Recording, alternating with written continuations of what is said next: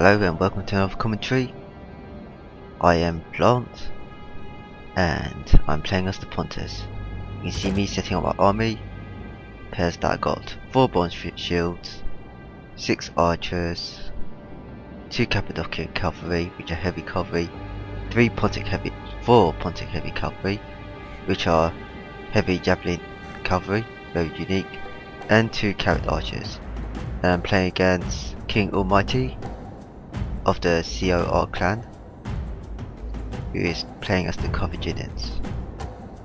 Okay, so his army very far back, and I'm using my carrot archers to currently flank his army. He also has lots of pioneer infantry, 4 I believe, and 6 sacred band, and various slingers. Looks like 3 normal slingers and 5 Bellaric slingers. So this is the formation you would use as Carthage to fight against carrot archers. So you got the sacred band in front and the road Bellaric slingers, which have longer range than normal than slingers and have equal range to these carrot archers. Carrot archers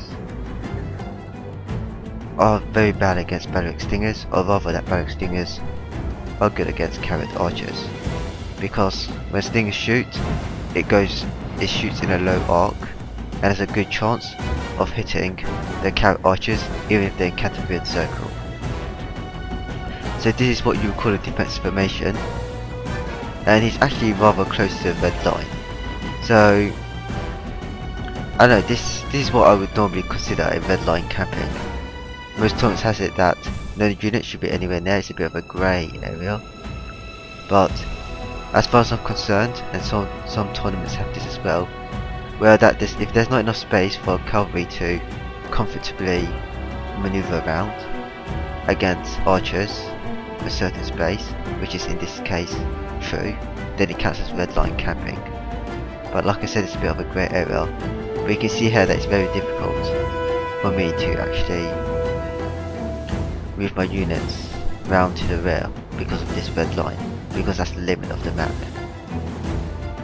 I mean, honestly speaking, I would say that there needs to be some sort of center of gravity mechanic where all the units are taken into account and the edges of the map moves along with it, so that such things aren't possible.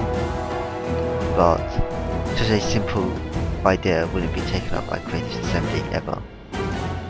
Anyhow, so it looks like my carrot archers have withdrawn.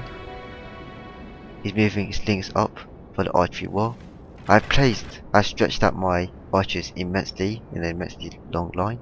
So if you've got cavalry advantage, it's always a good idea to remember that you can spread out your archers as much as possible, the most efficient way as possible, in order to shoot as many opposing missile troops as possible. So I'm using my Cappadocian cavalry as a light cavalry, and I can do this because he doesn't appear to have any opposing cavalry. So, though of course he was actually hiding the round shield, but I already knew that. So I'm trying to run through and charge up these Bellaric slingers because they're very near to the red line. But unfortunately it looks like they get caught by the round shields and run away.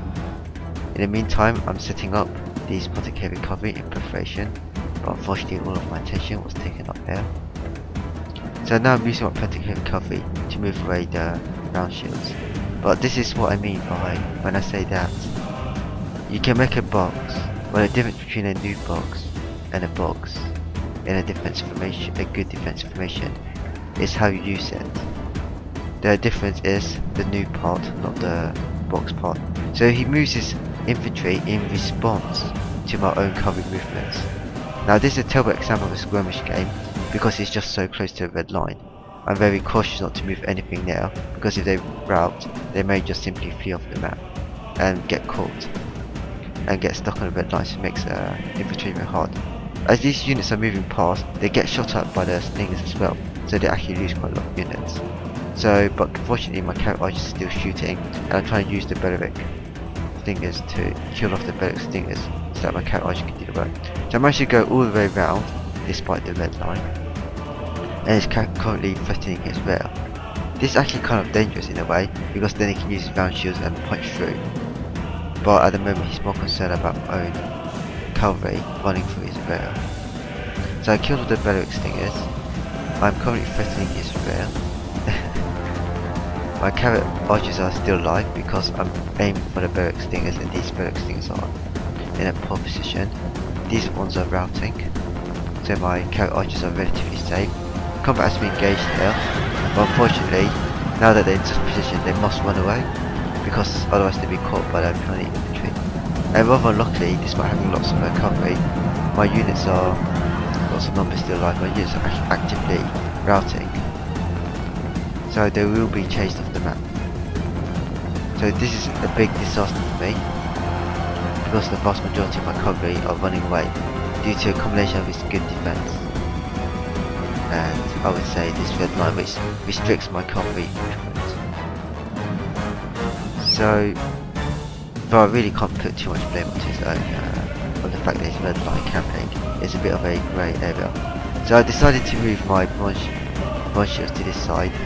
I cannot recall why. This game was about 4 years old. Meanwhile, I would say that I have the definite archer advantage.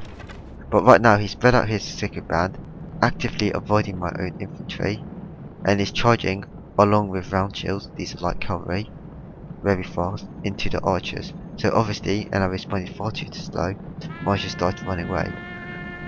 My archers shouldn't run backwards. These archers should move back here, this archer should move around here, and these archers should move away like so, in a bid to avoid all of these sacred band and round shields. So this is very poor movement by me. I'm trying to use the point heavy cavalry to catch up to the round shields, but they get caught up instead by the sacred band, so they rout. Meanwhile, my bronze shields have been totally outmaneuvered, and archers, they are just fleeing everywhere. It looks like these archers are attempting to capture the sacred band to charge them, so that my own bronze shields can catch up to them. So it looks like KingAlmighty has realised there was a slight danger of being out archered, and due to my own mismovement, I don't know why my bronze shields moved to one side, to be honest. He has seized an opportunity, and he may have done so already, to just simply try to chase him, engage me in combat and charge away the archers. So these are all chasing that one infantry. This is bad, but in reality it's just charging away, moving away from the bronze shields. So I'm trying to rout this pony infantry, but it's just wavering, so it's almost on the edge of running away, but it doesn't. Meanwhile, I'm distracted, and the round shield cavalry combined with the sacred band are able to rout these carrot archers. This carrot archer is still alive, but it's very dangerous because it still has a lot of bellow extinguishers left alive. So they will get killed by the extinguishers. I think I realised this danger, and I'm charging in the archers along with the bronze shields, and hopefully do the same in return to him. Well, like him, I don't have very many I don't have light cavalry, I have archers, I mean carrots. Carrots are not very good at chasing units, since they kill things by essentially touching them on the sides. They're very poor at chasing units and killing them. So combat has been joined here, and opponent infantry, though they are the weaker kind of infantry, are very effective for the points cost, because they're the ones with, they're basically like hoplites, but they're in terms of effectiveness, they're in between armoured hoplites and hoplites of the Greek faction. So mass unit are charging at the same time, routing the opponent infantry, though really I should try to spread it out, but I think my concern at this point, oh there we go, I'm spreading them out, was to rout the opponent infantry as quickly as possible, though in this case I failed and reinforcements have arrived. So it looks like these archers were attempting to chase off the bellow extinguishers, but did not succeed. It looks like that my carrot archers were killed off by the bellow extinguishers shooting at them.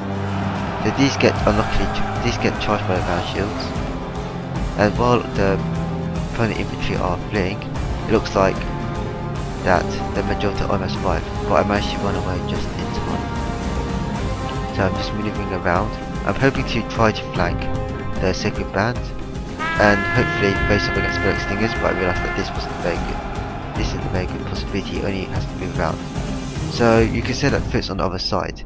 He is now the one with the cavalry, the one with the missile troops, and it looks like that I have a very poor chance of winning the game, as he also has very good infantry.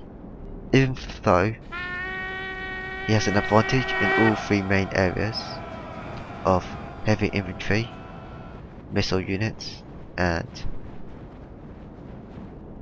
cavalry, though in this case it's very little amount of cavalry. He's still skirmishing simply because he's able to do so.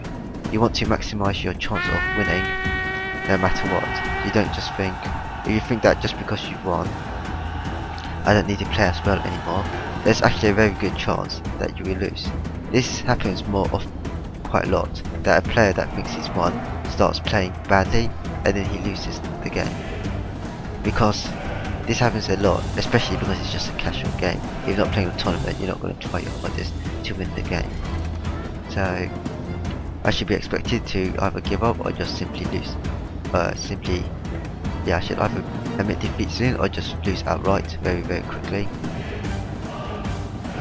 So I just let you see the pikes running in, there's a flag, and I've been clearly defeated. So it's very good going by KingAlmighty, even though the game was at first a matter of Pontus skirmishing against Carthage defending.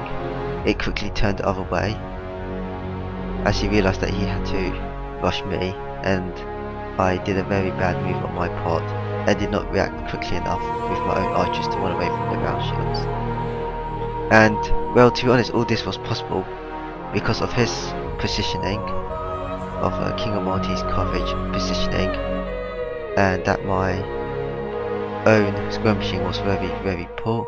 My cavalry kept running away, they get caught. So so after a while, he had the cavalry advantage, which were admittedly light cavalry, but combined with moving with infantry were able to rout all of the vast majority of my archers. And he maneuvered to avoid all of my own infantry with his infantry.